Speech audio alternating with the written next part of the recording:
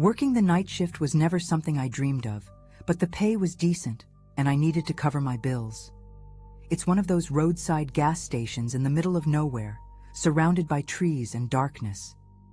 The only light around came from the flickering convenience store sign, which kept blinking like it was ready to give out. The night started off quiet, as usual. Only a few cars stopped by, most of them just to refuel and leave without even coming inside. Around 2 a.m., a guy walked in. Tall, wearing a gray hoodie with the hood up and worn-out jeans. He looked nervous, glancing around like he was searching for someone or something. He only grabbed a bottle of water and paid with a crumpled bill. He barely said a word other than a dry, "Good evening." But the way he avoided eye contact made me uneasy. After he left, I went back to my phone, trying to shake off the weird vibe he left behind. But not even 20 minutes later, he came back. This time, though, he was wearing different clothes, a black shirt and a leather jacket. At first I thought it was someone else, but his face was unmistakable. He walked slowly through the store, grabbed a pack of gum near the register, and this time, he looked me straight in the eye. That's when I saw it. His jacket was open, and something shiny was tucked at his waist. A gun. My heart started pounding, but I pretended not to notice. As he placed the gum on the counter, my hands began to sweat. I tried to stay calm, but I could feel my face heating up, and I avoided looking at the thing on his waist. He didn't seem in a hurry, which only made everything feel more unsettling. He grabbed the gum, pulled some money out of his pocket, and silently placed a $5 bill on the counter. I thanked him, my voice trembling slightly, and handed him his change, not even sure if he would take it. But he did. He took the change, gave a small smile, almost as if he was amused by my nervousness, and walked out slowly. I froze for a few seconds after he left. I looked at the clock. 2:25 a.m. There was a phone behind the counter, and for a moment I thought about calling the police. But what would I say? A guy bought gum and might have a gun? It didn't make any sense. He hadn't done anything wrong, at least not yet. But the fact that he came back wearing different clothes and acted so strangely put me on edge. I kept staring out into the darkness, waiting to see car lights or any sign he was still around. There was nothing. Just silence, heavier than ever. I tried to distract myself by organizing the shelves near the counter, but I couldn't get his image out of my head. The open jacket, the glimpse of the gun. Why did he come back? Why change clothes? None of it made sense, and that only made it worse. Every time the automatic door made that annoying beep as it opened, I jumped. But it was always the wind or some bug flying near the sensor. Then, around 3 a.m., I heard something that wasn't the wind. Footsteps. Quick, coming from outside. I ran back behind the counter and checked the security cameras, trying to see what was going on. No one was in the frame, just the gas pumps and the empty road in the background. My heart was pounding so hard, I almost fell over when the door suddenly opened. It was him again. This time, no jacket, just the black shirt from before. He was sweaty, and his expression seemed different, heavier, like something had happened outside. This time, he didn't wander through the aisles. He walked straight up to the counter, shoved his hands into his pockets, and stared at me. I didn't know what to do. He just stood there, staring at me like he was waiting for me to say something. My mouth was dry, and any attempt to speak would have come out as a stutter. After what felt like forever, he let out a low laugh, almost as if he was trying to mess with me. "Busy night, huh?" he said, his hands still in his pockets. It was the first time he said more than a word, but the tone was unsettling, cold, like he was testing me. I nodded, trying not to show how nervous I was, and muttered something like, "Yeah, you could say that." He laughed again, but this time took a step back, pulling one of his hands out of his pocket. My stomach dropped. But instead of drawing the gun I was sure he had, he just pulled out an already open pack of gum and popped a piece into his mouth. He chewed it slowly, staring at me like he had all the time in the world. Then, without warning, he turned around and walked out. I stood frozen, but this time I went to the door to see where he was going. He didn't get into a car, wasn't in the parking lot. He disappeared into the darkness, as if he was never there.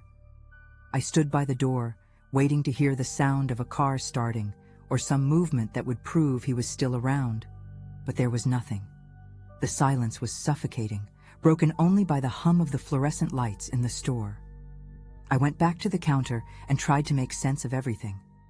He had something planned, I was sure of it, but for some reason, he didn't follow through. Maybe he was waiting for the right moment. Maybe he was testing me.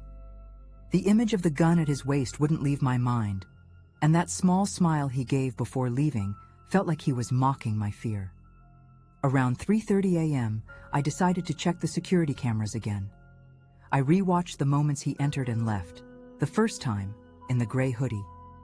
The second, in the leather jacket with the gun clearly visible. And the third, just in the black shirt. Something strange caught my attention. On his third visit, he didn't appear coming from the parking lot, at least not on camera. He just seemed to appear out of nowhere, already near the store just outside the frame.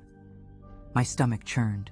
I started to wonder if he was still out there, hiding somewhere. After re-watching the footage, the feeling of being watched became unbearable. Every noise outside made my heart race, and every shadow seemed alive. I tried to convince myself he was gone, that he was just some lunatic trying to scare me. But nothing could shake the uneasiness. I couldn't stay still. I got up, went to the door, and locked it for the first time that night. The sound of the lock clicking gave me a false sense of security. But what if he was still out there? That's when I heard it. Footsteps. Slow, dragging, like someone walking right outside the store, close to the wall. I ran to the cameras again, but saw nothing. I grabbed my phone and thought about calling the police. But how could I explain what was happening? A strange guy showed up 3 times, and now might or might not be lurking outside. As I tried to decide, the footsteps stopped. The silence returned, and with it, a chill ran down my spine. I waited, frozen, staring at the locked door, but he never came back. When the sun finally rose, the only thing left was the fear that he might return someday.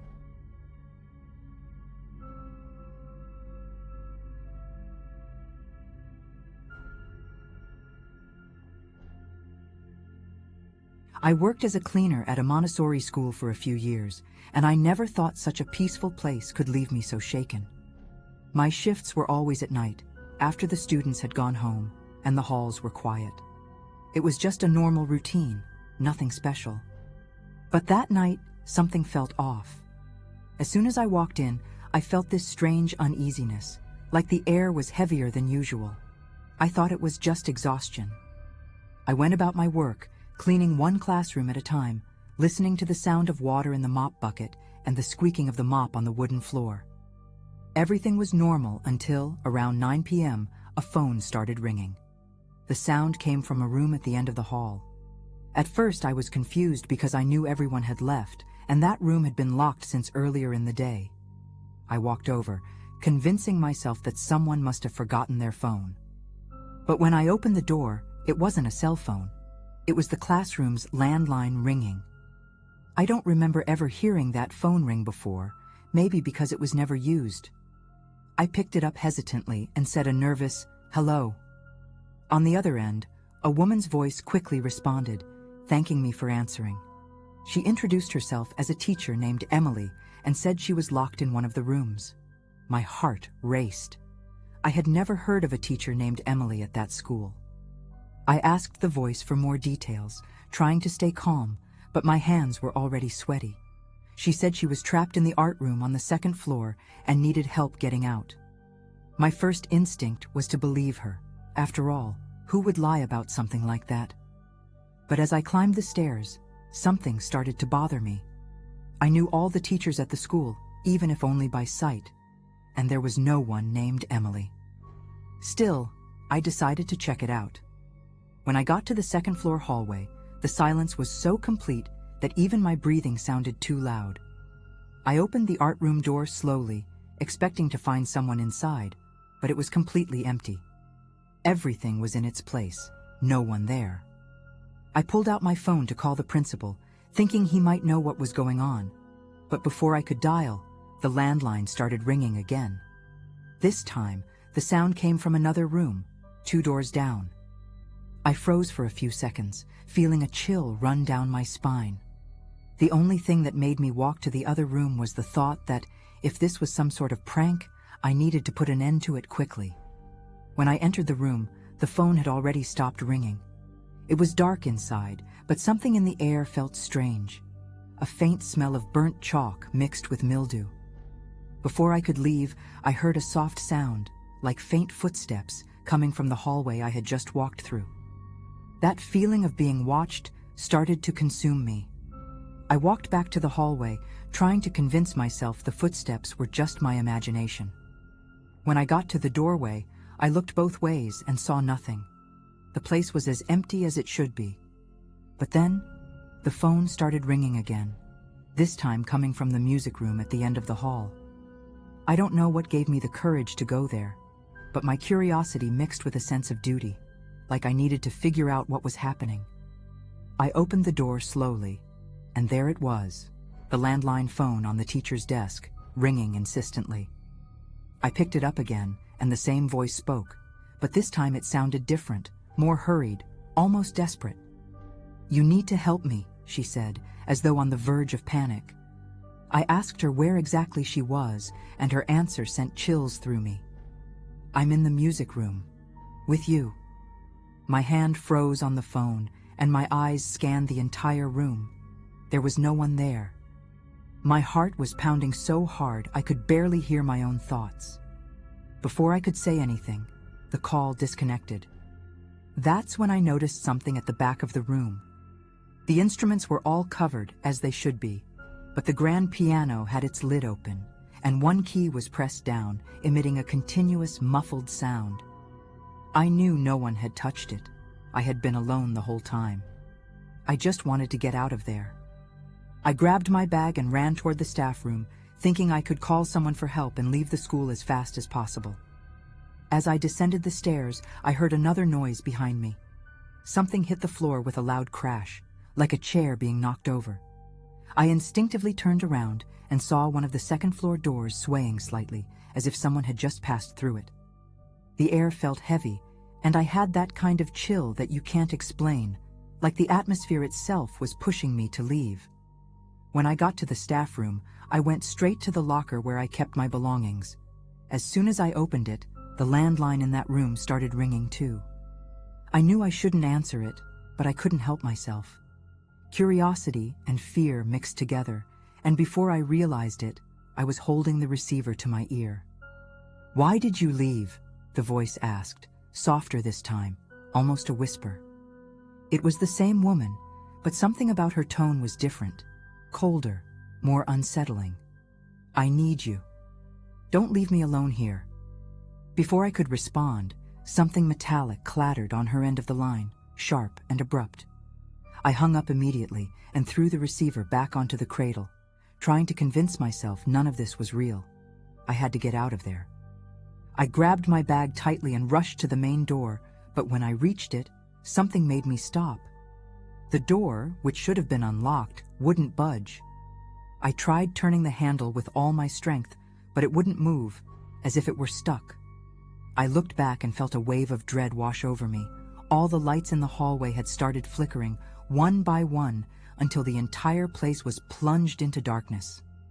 My body felt frozen, but my senses were heightened to the point where every breath I took seemed deafening.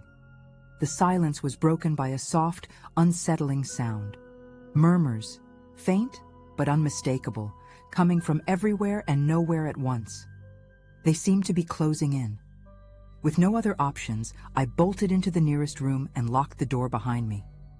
I chose the library, a place that usually brought me some sense of peace, but now felt as threatening as the rest of the school.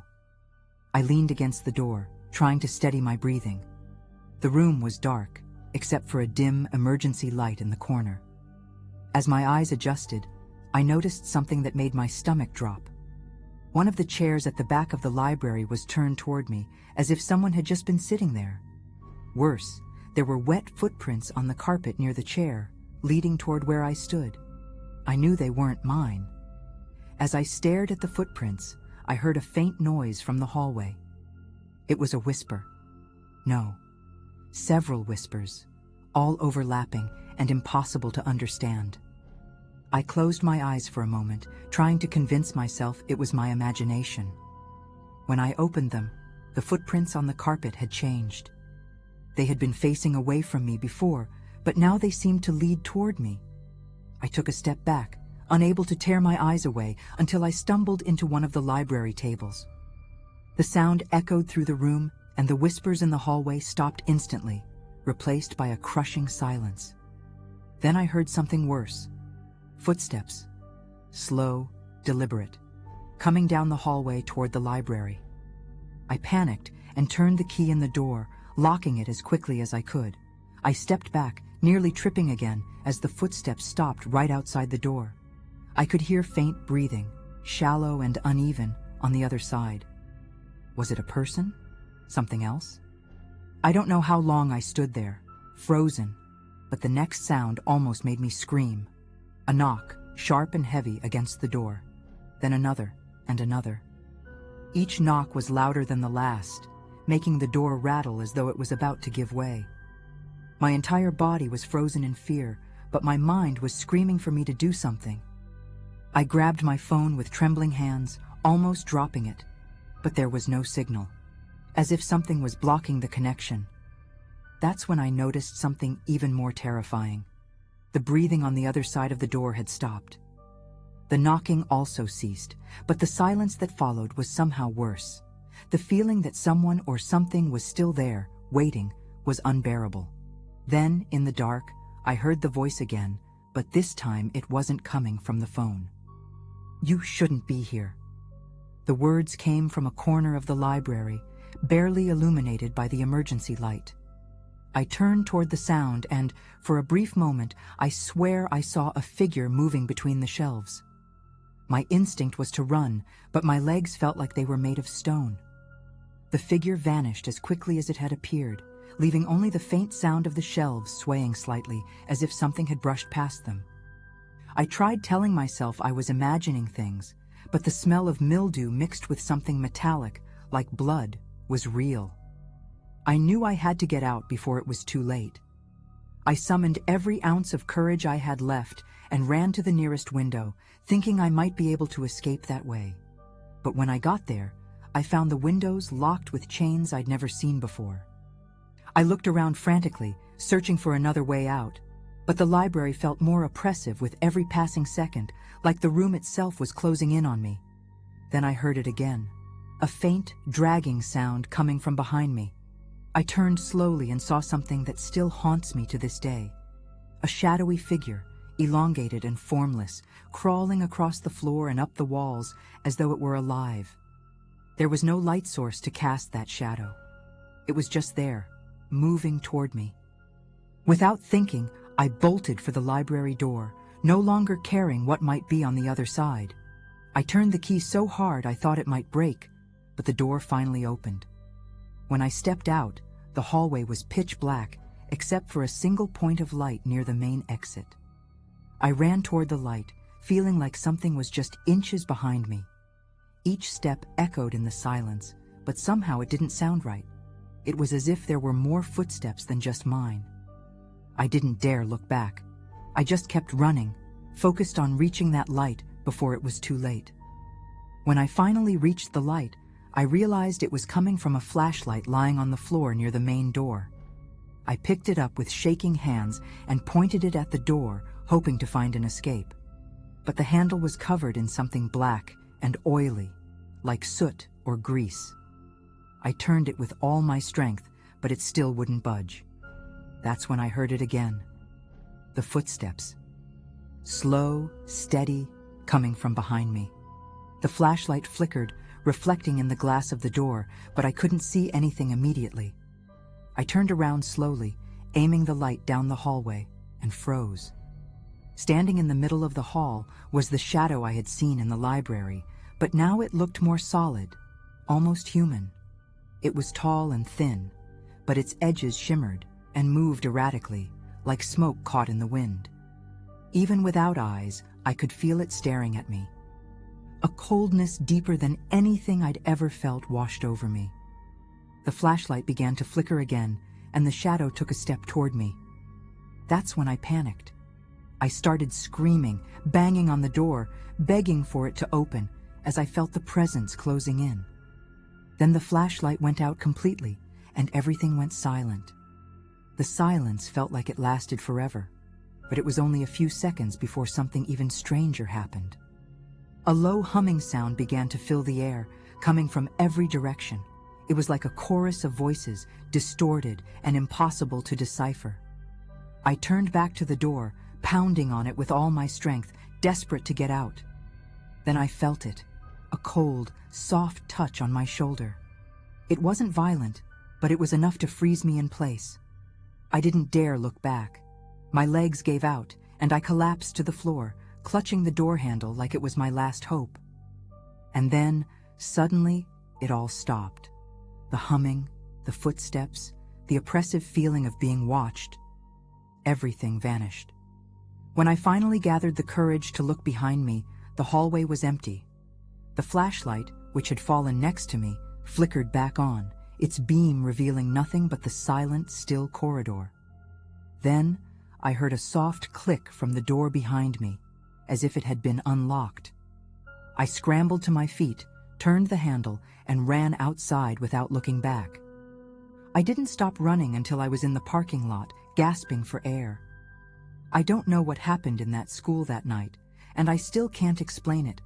I've never told anyone in person, only here, because I feel like I need to share it.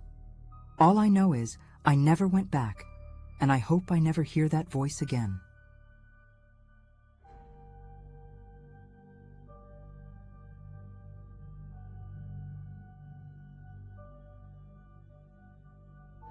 I've never been one to believe in those strange stories you read online, but after what happened that night, I'm not so sure anymore. It was a Friday, around 11 p.m., and I was alone in the office, trying to finish a report that was due by the weekend. I used to enjoy working late at night with the quiet and no one around to distract me. But that night felt different. I can't explain it, but the whole building seemed restless, like I shouldn't be there. I tried to ignore the feeling because, honestly, I'm a practical person and don't get caught up in these things. As I was typing, I heard a strange sound coming from the hallway. It was faint, like muffled voices, almost a whisper. At first, I thought it was just my imagination. It was late, I was tired, and maybe it was just the plumbing or the wind outside. But then I heard it again, and this time it was clear. Someone was talking. I stood up, more curious than scared, and followed the sound. It was coming from the conference room at the end of the hall, the one we always locked up after hours. The weird thing is, I was sure I was the last one to leave earlier and had already checked the doors before settling in to work. When I got closer to the conference room, the voices stopped. I stood there for a few seconds, straining to hear anything, but there was nothing, just silence. The door was shut, as usual, but something felt off. There was a faint light coming from under the door, a glow that didn't make sense since I'd turned off all the lights before starting my work. My curiosity got the better of me, so I crouched down to peek through the crack at the bottom of the door. I couldn't see much, just vague shadows, like someone might be inside, but the light seemed to pulse faintly. My heart started racing, and for a moment, I thought about going back to my desk and pretending none of this was happening. But then I heard a sharp sound, like a chair scraping against the floor, and I froze. I don't know what gave me the courage to do it, but I decided to peek through the gap between the door and the frame. It was a small space, just big enough to catch a glimpse of the inside. What I saw made me step back immediately. There were people, or at least they looked like people, sitting at the conference table. They weren't talking or moving. They were just sitting there, staring directly at the door. Even with the dim light, I could tell their faces were wrong, like they were covered in a shadow that shouldn't be there.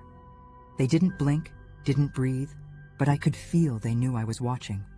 My whole body went cold, like my blood had stopped flowing, and I felt an almost primal urge to run.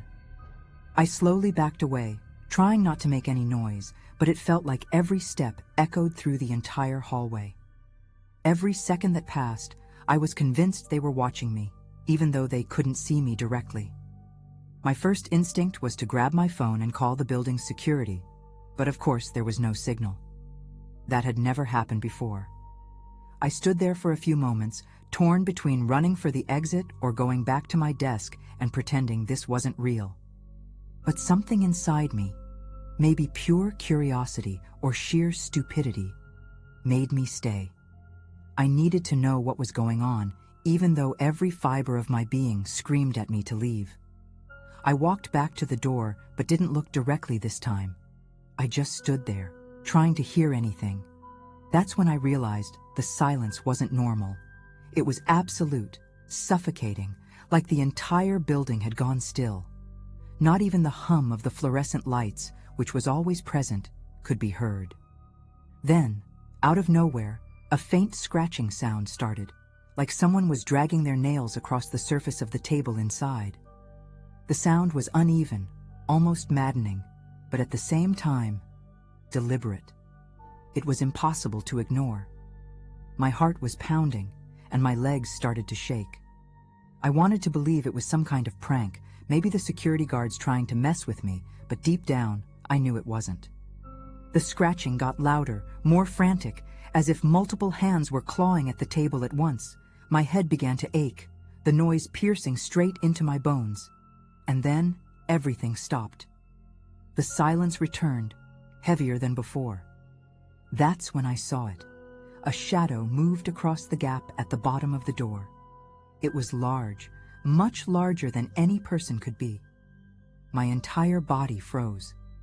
Before I could process what I was seeing, the doorknob started to turn, slowly and deliberately, as if whoever was inside wanted me to know they were there. The doorknob stopped moving, but the door didn't open. Instead, I heard a loud click, like the lock had been secured from the inside. My mind was racing, trying to find a logical explanation, but nothing made sense. I didn't dare try the door, but the idea of standing there any longer was unbearable. That's when I noticed something out of the corner of my eye.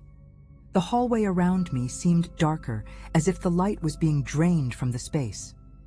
The darkness spread through the hallway, slow but steady. The fluorescent lights flickered erratically, casting shifting shadows on the walls that made everything feel claustrophobic.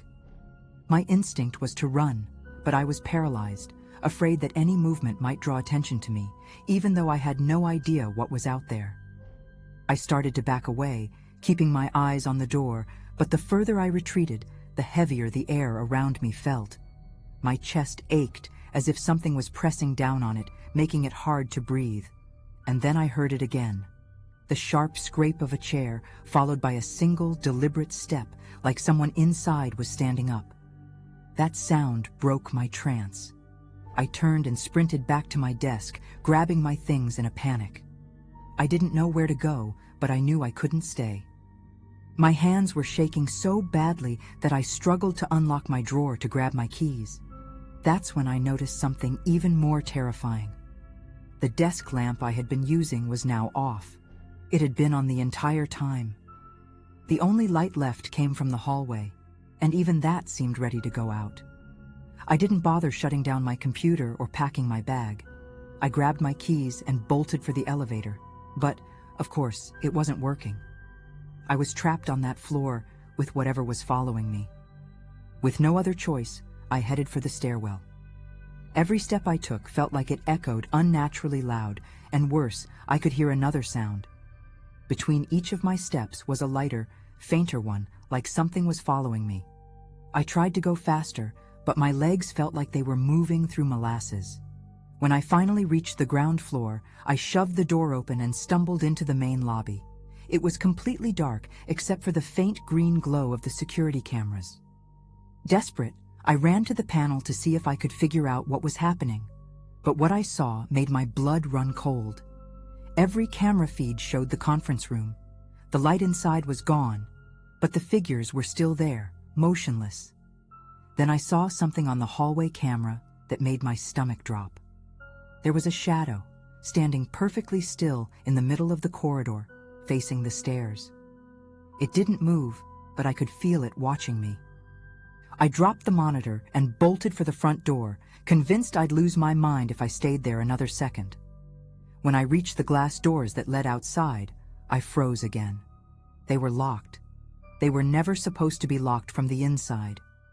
My hands shook as I yanked at the handle, trying to get it open, but it wouldn't budge. Then I saw my reflection in the glass. Behind me, at the end of the hallway, the shadow was there, closer than before. I didn't turn around. I couldn't. I just kept pulling at the door, begging it to open, until I heard a faint click. The handle turned on its own, and the door creaked open. I didn't stop to think. I ran straight to the parking lot, not even daring to glance back. When I finally did, the building looked completely normal, dark and quiet, just like it should have been all along. No sounds, no shadows. I never went back there again. I quit my job the following week and haven't worked alone at night since. To this day, I have no idea what happened in that conference room, but one thing is certain, those weren't people.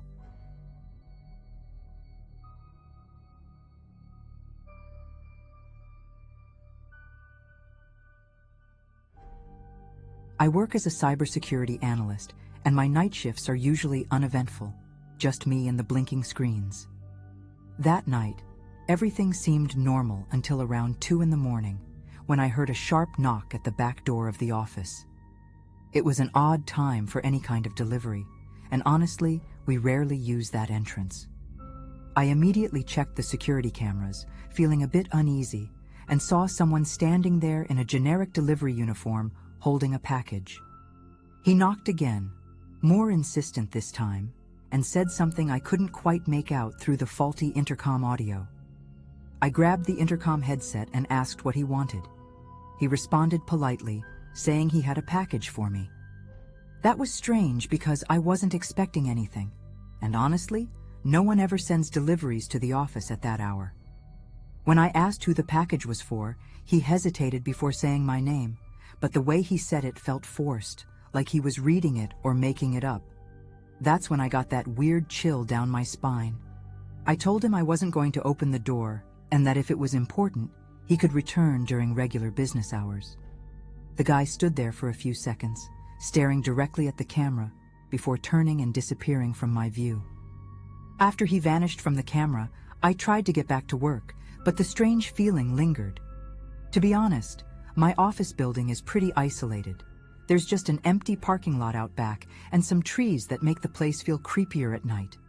I checked the cameras again, just to be sure, and there he was, standing in the parking lot. He wasn't leaving or fiddling with his phone like a normal delivery person would. He was just staring directly at the building. His stance was rigid, motionless, as if he were waiting for something or someone. That made me uneasy, but I figured maybe he was just trying to scare me. 20 minutes later, he was still there, completely still. I decided to call the building's security, but, as usual, no one answered. That happens a lot, and I usually shrug it off. But that night felt different, more urgent. To make myself feel safer, I double-checked all the door locks and even pushed a desk against the back entrance. When I looked back at the cameras, I noticed he had moved. Now he was closer, almost under the parking lot light, but his face was still just out of the camera's view. It was like he knew exactly where not to be seen clearly. My concern turned into real fear when I noticed he wasn't holding the package anymore. It was just gone. I kept thinking about whether he had left it somewhere or if this was all just an elaborate act for something worse. Meanwhile, he stood perfectly still, except for his head, which occasionally tilted slightly toward the cameras, as if checking whether I was still watching. By now, my heart was racing. The feeling of being watched so deliberately, so calculatedly, was suffocating. I decided to call the police, but to my surprise and bad luck, the phone line was dead. At first, I thought it was just a technical glitch, but I tested my personal cell phone, and it didn't work either. Internet? Fine. Every other system? Functional. It was just the damn phone line that was out. At this point, everything felt like a psychological game, and I was the target. I checked the cameras again, and he was gone from the parking lot. My stomach dropped. I sprinted to recheck the locks and realized something I had completely forgotten. The small window in the side hallway. It never locked properly. I rushed to the side hallway and crouched near the window. The glass was closed but not locked, just as I had feared. I tried to turn the latch, but it felt stuck, like something was blocking it from the outside. My heart nearly stopped when I heard a faint scraping noise coming from outside. The window was small, high enough that no one could get in without a ladder, but the idea of someone trying to reach me from that angle sent a shiver down my spine. I decided not to turn on any lights in the hallway to avoid drawing more attention. I went back to the control room, trying to think rationally, but the situation had already spiraled out of control. When I checked the cameras, he was back. Only this time, he wasn't in the parking lot. He was at the front door, facing away from the camera. The way he stood there, completely still, as if he knew exactly where the camera would catch him, made my stomach churn. Then he started to move, slowly, until he turned his face just enough for me to see that he was smiling. But it wasn't a normal smile. It was almost a challenge, like he was daring me to do something. I stayed glued to the camera screens, unable to look away. He didn't do anything except stand there, smiling that unnerving smile. It wasn't human. It looked forced, like a grotesque imitation of emotion. Suddenly, he started knocking on the front door. At first, it was slow, almost like he was testing something. Then the knocks got louder, more forceful, like he wanted me to know he wasn't leaving. The sound echoed through the empty office, making my heart pound harder. I couldn't figure out what was happening or what he wanted. I tried using emergency apps on the computer, but nothing would load. Everything seemed to work except anything that could connect me to the outside world. It was like I was being deliberately isolated. When I looked back at the cameras, he was staring directly at one of them, even though it was hidden in the ceiling. He shouldn't have known where they were positioned, but it felt like he could see through them. The sense that he was in control of everything was maddening. The air in the office felt different, heavy. Every noise seemed amplified, like even the smallest movement would give me away. I decided to turn off all the lights to try to hide better, but as I adjusted the cameras to night vision, something even more bizarre happened. He was just gone. I scanned every angle, every corner, and nothing. He wasn't at the door, the parking lot, or near the trees. It was like he had evaporated. For a moment, I thought it was finally over, but deep down, I knew it wasn't. Then I heard a muffled sound from the ceiling. Something was moving up there. Slow, uneven footsteps. I tried convincing myself it was just an animal, maybe a raccoon, but the weight of those steps was unmistakable. It wasn't small. Whatever it was seemed to move directly above me, as if it knew where I was. The fear froze me in my chair, but my mind screamed at me to run. I grabbed my phone, still no signal, and hid under the desk, keeping the camera feed in view. Any movement there might give me a chance to act first.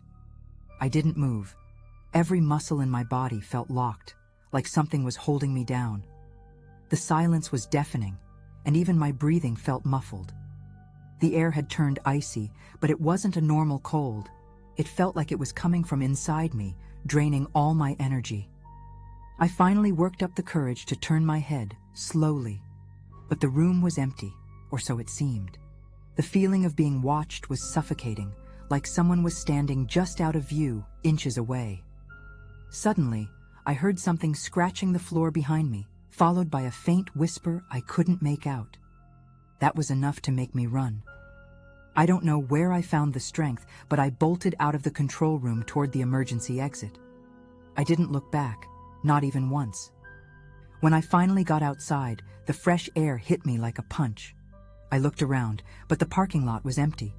There was no sign of him, or anything else.